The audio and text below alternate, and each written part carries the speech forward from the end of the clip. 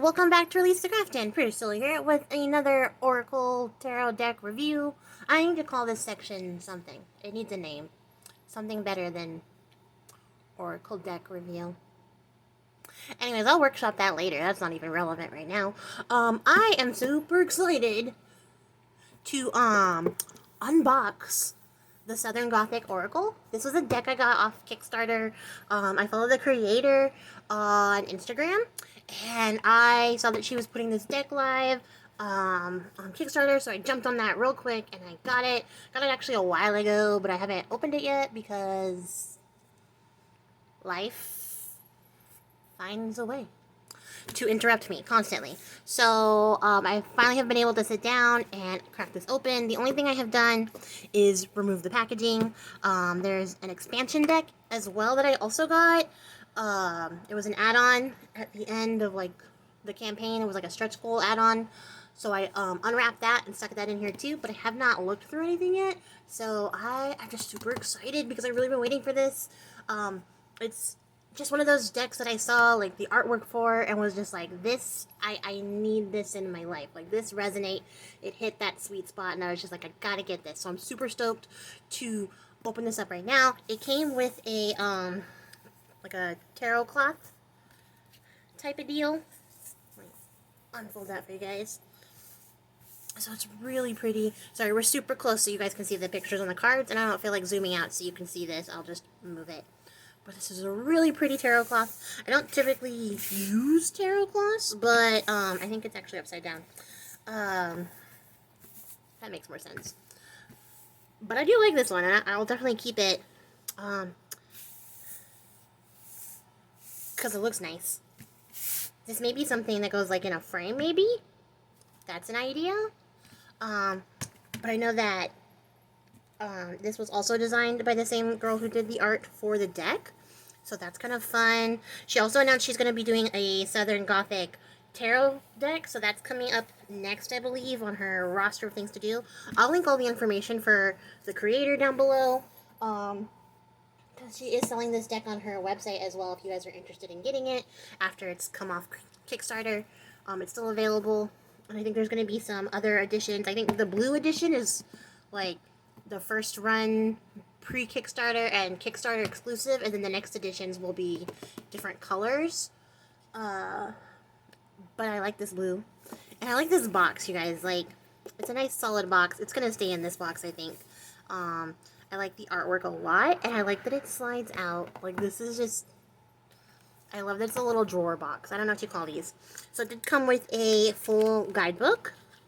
That would be the creator's name there. Focus.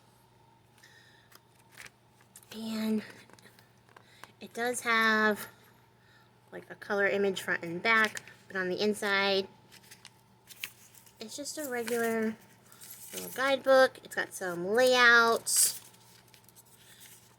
and then it just goes into the cards. There are no pictures for the cards. That would be like my one detractor for it, is because I usually like to read the guidebook independently of the cards, and now I have to do both. Because there's no picture in here for me to be like, oh yeah, that card. It's not super serious, you guys. It's like, I'm not stressed because I have to hold the card and the book at the same time. It's just my preference. But I do like this little book. And here are the cards. Look at this. I should have opened up this one though. But yeah, that's the expansion pack. And then this is the regular cards. Make some space. So, let's crack it open. So I left this on so that you guys would know I was being legit. I have not opened this yet. So a lot of these I have not seen yet, because I tried to stay off of her page as soon as I was like, alright, I'm on the Kickstarter. Now I don't want to see it till I get it so I can share my first impressions with you guys. And I love it already.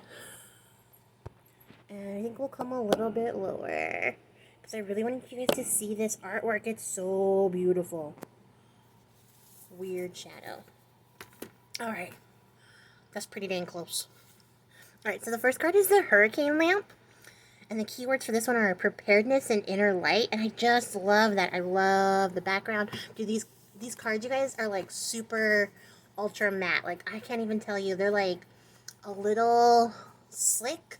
They're tactile for sure. There's like a matte coating on here, and that is so nice. This is the card back. Super beautiful. It matches the box. So I love that, and I love this card.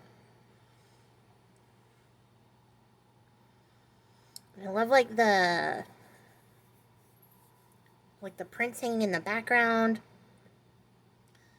I don't know. You guys are just so jazzed. Like, I'm shaking. I'm so jazzed. This is a really great card. I'm going to move on because I'm speechless, so I don't have anything else to add. The second one is pair of shoes. And that's coupling and partnership. Be in frame. And I love these. They're like little blue suede shoes. With the buckle. Definitely doubling down on that coupling. Keyword. Okay, so these cards are super like, they're like velvety soft. They're so, like the coating on these is so nice.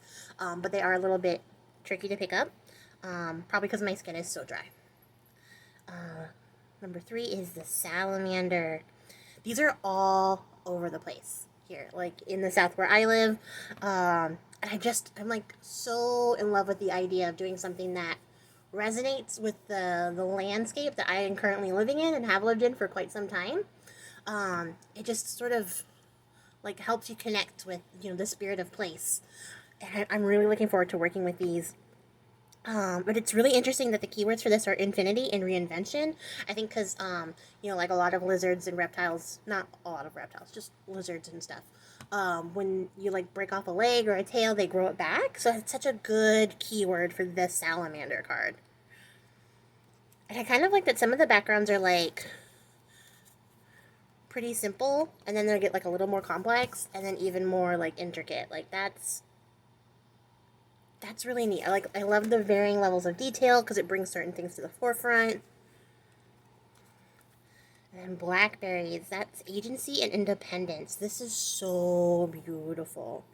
And I always see blackberries growing out here, but I never eat them because they're strange wild blackberries. If they're like in my own personal yard, I might feel differently.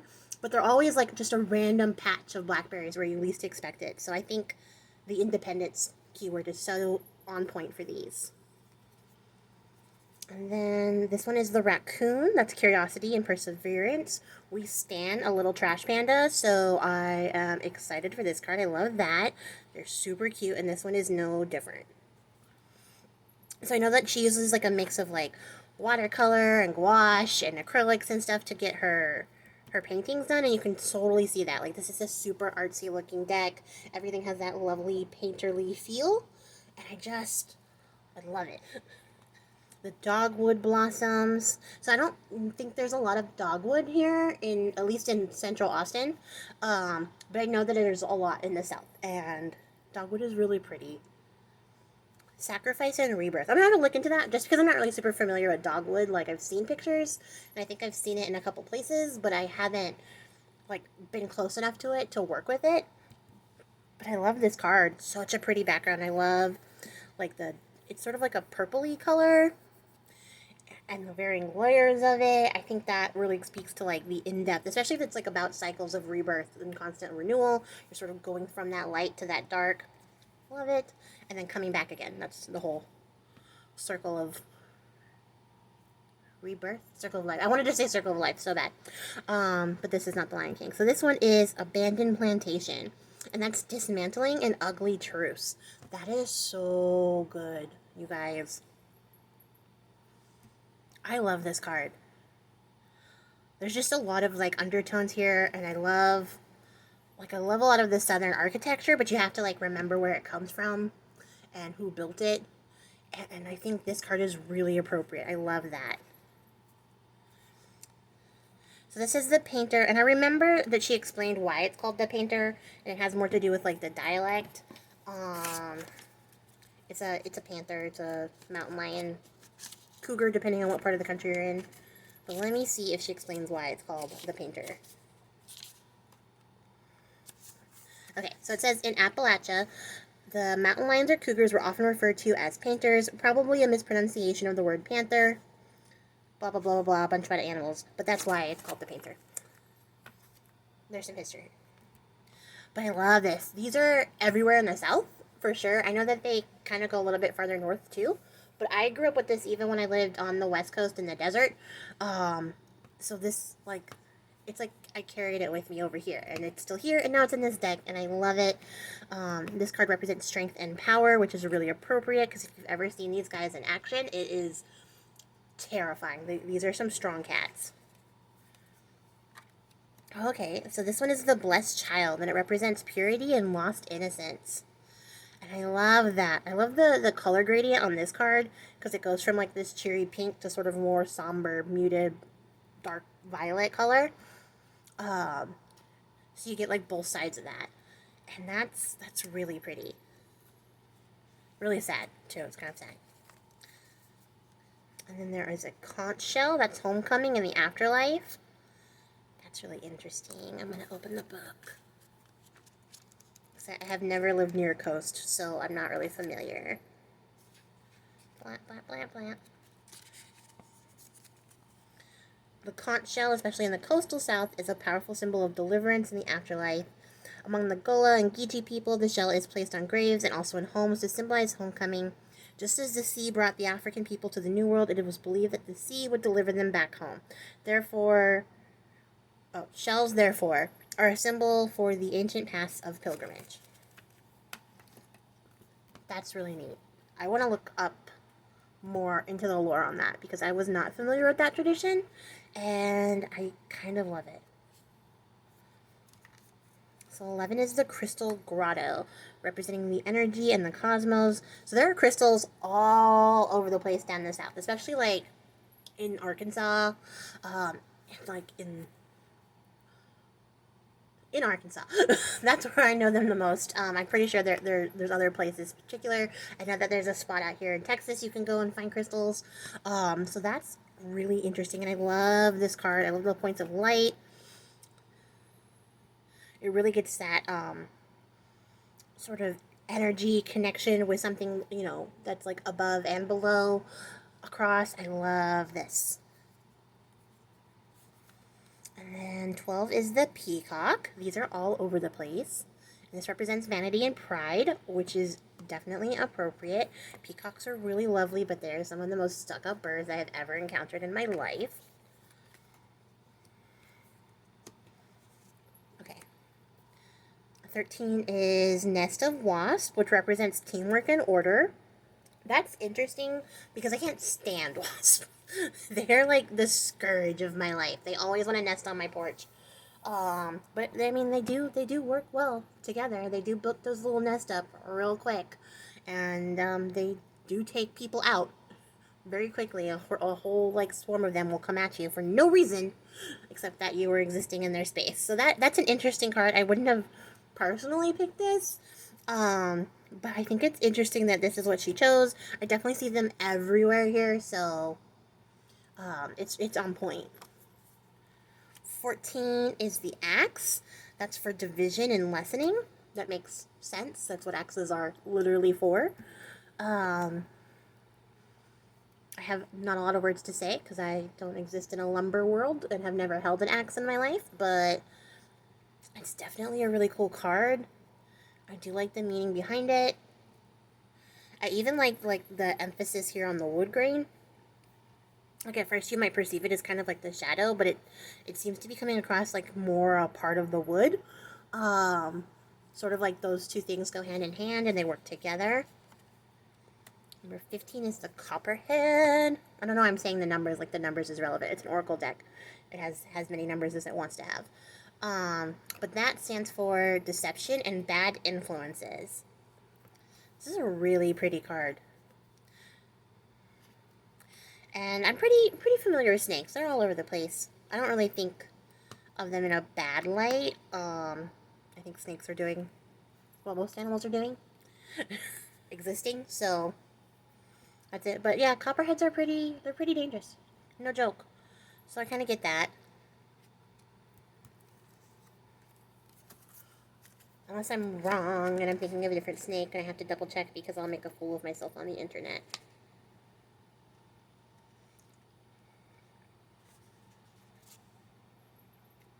Oh, Okay, I see where she's coming from. Hold on, let me read this, you guys.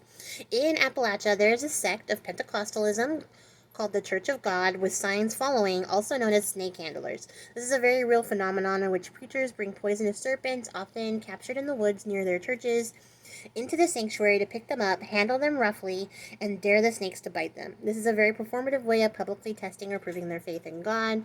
Perhaps the copperhead represents someone in your life who is a bad influence and whose input should be avoided as though it were poisonous. Otherwise, it could be your own deep insecurities plaguing your mind with toxic thoughts, making your second guess your own intuition and leading you into poor decisions. That's interesting. Did not know about that church. So that kind of makes more sense to me now. Like, the fact that they deliberately pick up snakes to antagonize them is a bad influence, for sure. Number 16 is the crow. That represents dashed hopes and mourning. Poor crow, always getting a bad rap. The next one is roots. That's influence and support. I don't know what root this is. Dang it. I told myself when I started I wasn't going to keep referring to the book, but then here we are.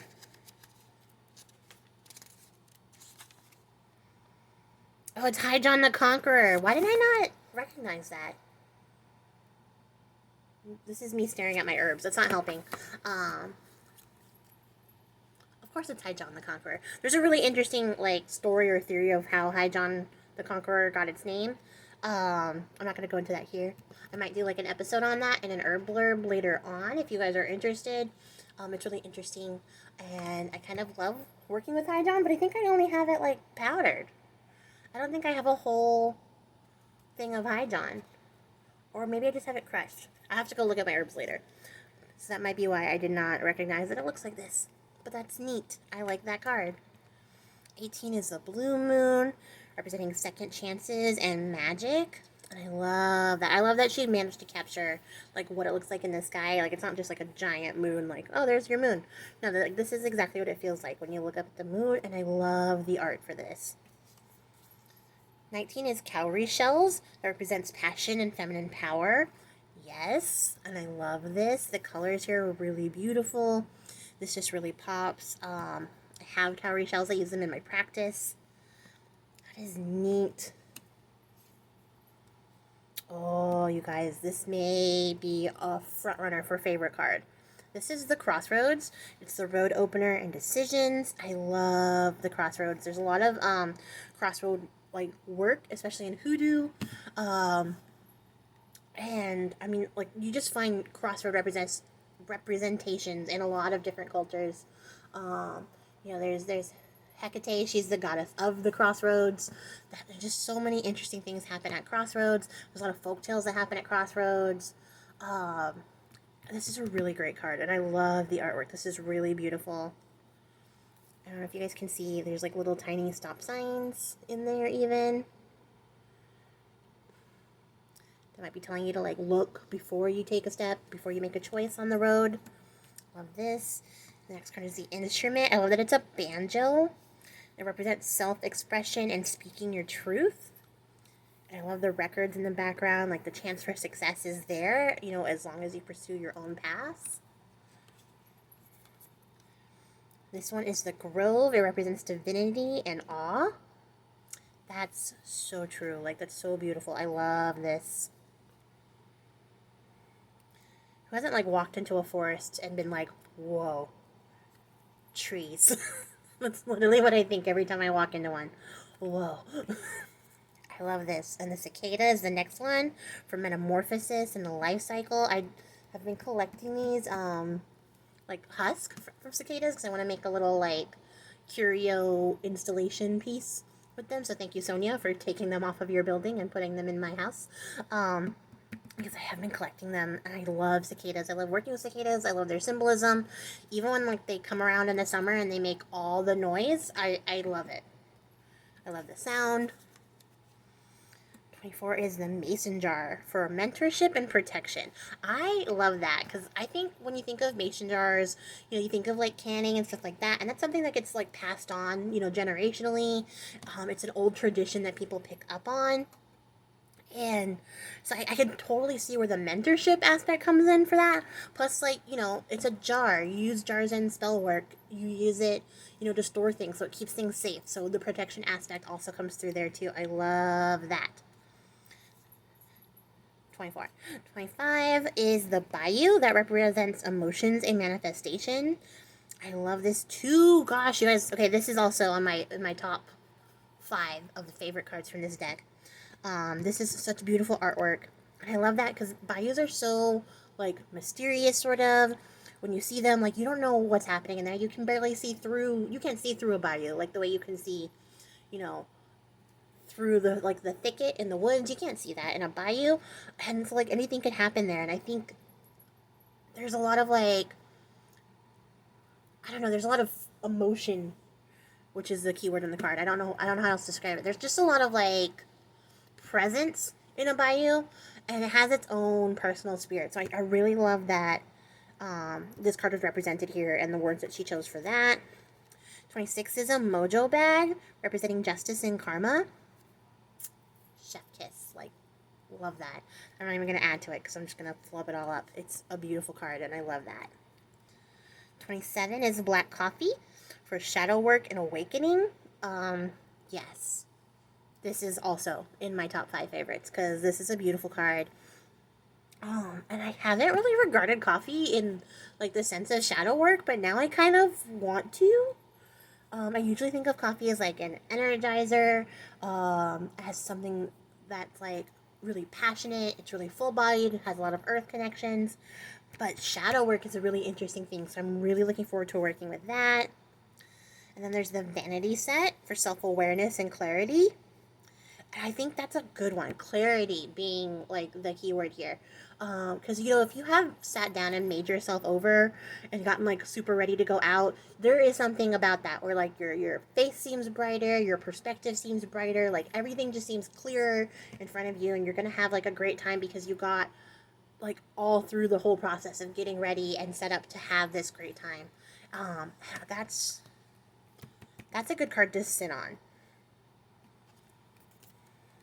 And then there's the bottle tree. I did see this. This was probably one of the first cards I saw on the Instagram. And these are really all over the place. Like, whenever I see one, I'm just like, why? But it's such a traditional thing that, like, I'm not mad at it. This one is for meditation and intercession. And that's a neat idea. These are really cool. I don't think I would ever do this personally, but this is a really cool tradition that I love seeing all over the place.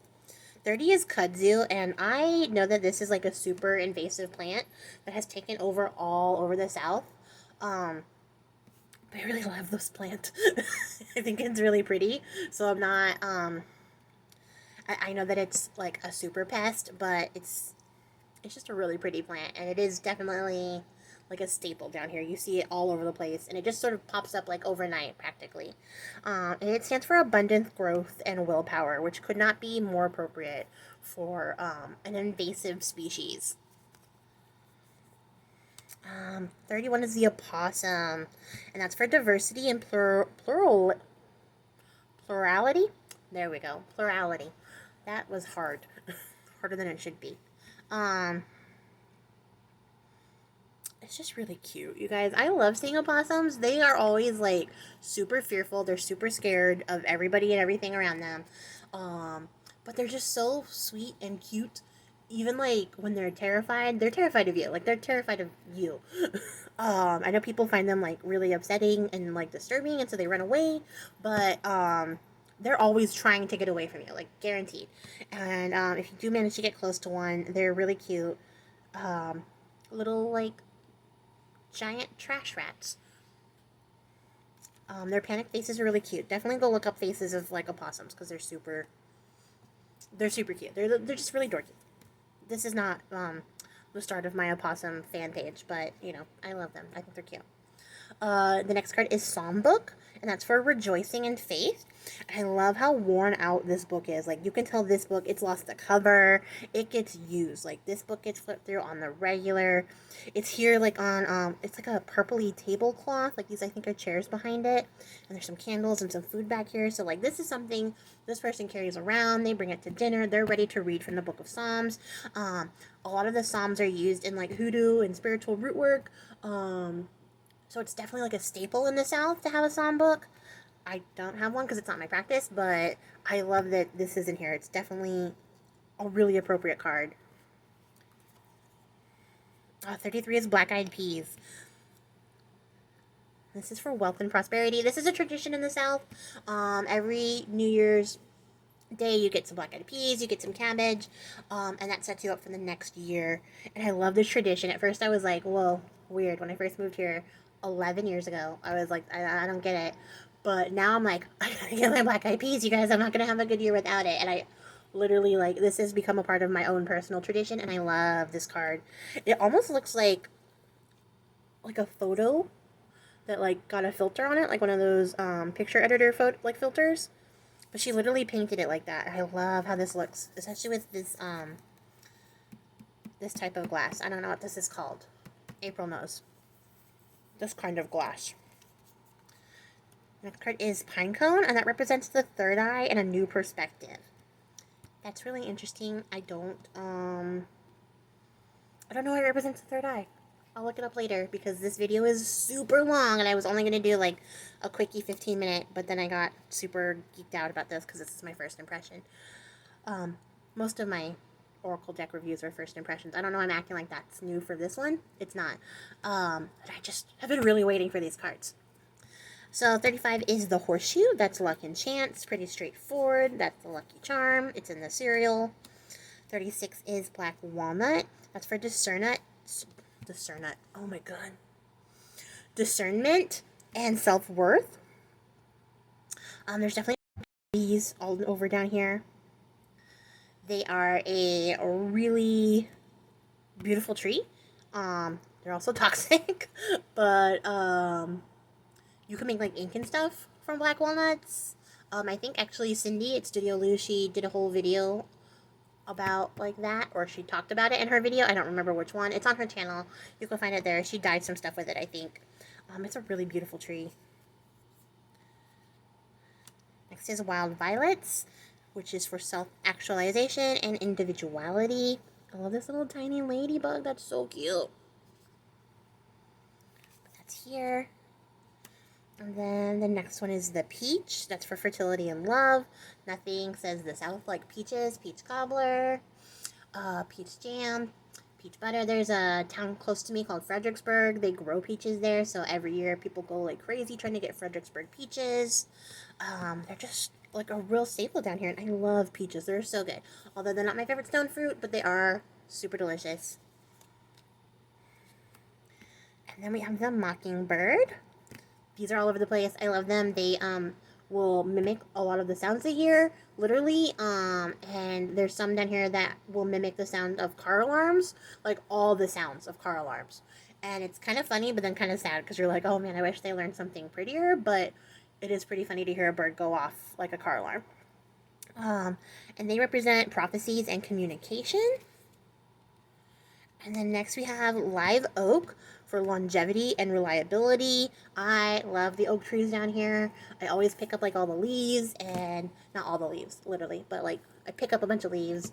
I pick up some of like the acorns that I find so I can save them. There's some bur oaks down here too, and they get those real big like acorns with the little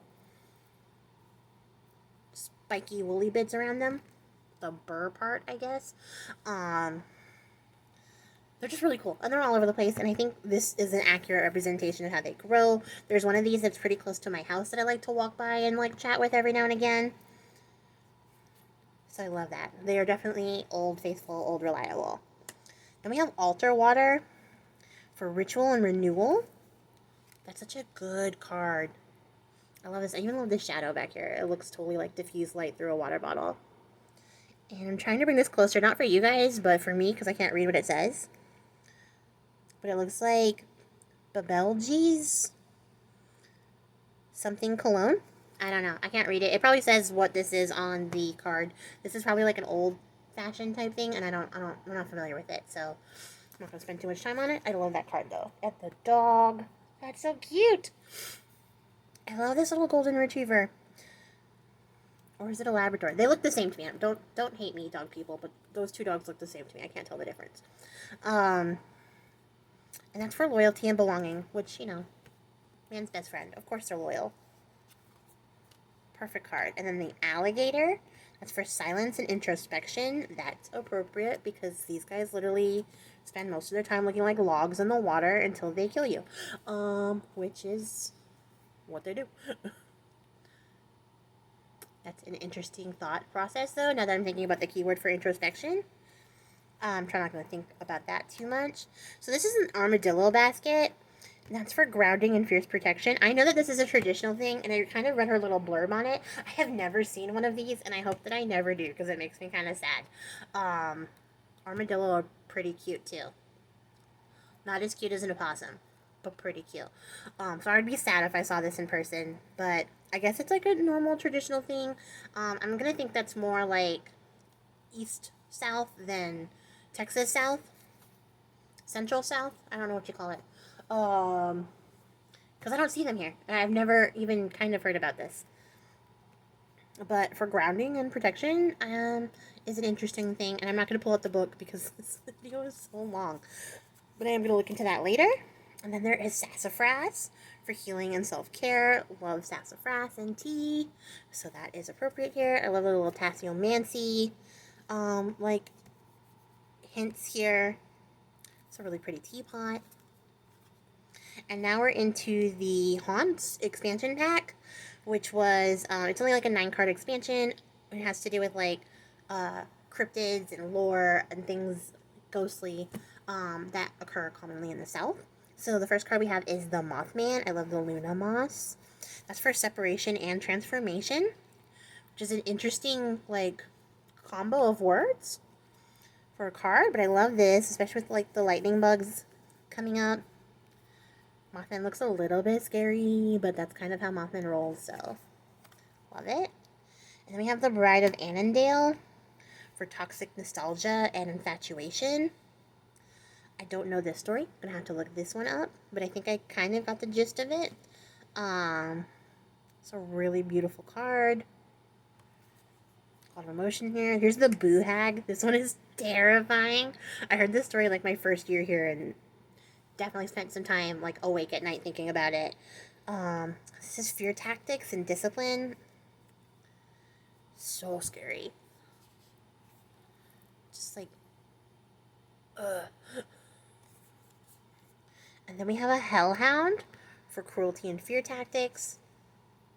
Fear tactics twice. I'm not a fan of that, but if that's like the worst thing that I see here, then pretty good overall deck. There's bound to be some overlap here, especially with ghostly stuff. But I love this card. Then we have the Bell Witch for scapegoating and blame. It's appropriate. This kind of reminds me of Who Put Bella in the Witch Elm. I don't know if you guys have ever heard that. It's like a story about a skull they found in a witch elm tree. I wonder if this is that, and I'm just like, oh, I don't know. So interesting. And then we have the Vampire of Richmond for ego and narcissism. W.W. Poole, 1913. I don't know anything about that either. It kind of gives me like Dorian Gray vibes, but also a little bit Angel and Buffy. You know, like he lived in that mausoleum for a while. Kind of reminds me of that. Crimes of Passion. Oh, this poor little headless girl. That's for jealousy and dangerous urges. And then we have the Conjured Spirit. And I love how, like, misty, ghostly, out of focus sort of a little bit this ghost looks. That's for summoning drama and negativity. And then we have the Candlelight Spirit for virtue and oppression. I love her. Wow. Like just the translucency. This is a really beautiful card. And I love that this card sort of tells a complete story. Like, I get what's happening here. Oh, and this was the card that came with it. So that's really beautiful. I love that the Haunts expansion part is mostly like a shadow or inverse of the rest of the cards, because most of the cards in the regular Oracle deck were pretty chipper. You know, pretty on the up and up, just sort of standard Oracle cards, and this one gets into a little bit more darker stuff. So I like that. They are two different colors of blue. I don't know if that's coming across here with the lighting. But this is a little bit lighter and this is a little bit darker. Not mad about that either. It's good for an expansion deck. I don't know if that was intentional or just because she got them printed after these ones got printed. So I don't think it'll stand out in comparison too much to the regular cards.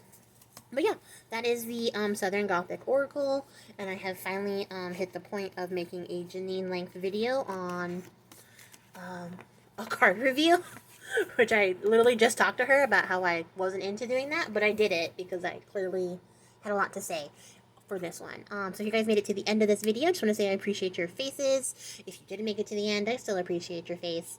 I'm just saying it because this is a long video. I wouldn't want to hang out to the end either, but you made it, so I'm so proud of you. And I love you guys for that. So that's going to be it for me, you guys. Until next time, have a great one. Happy hauntings. It's about to be Halloween. Bye.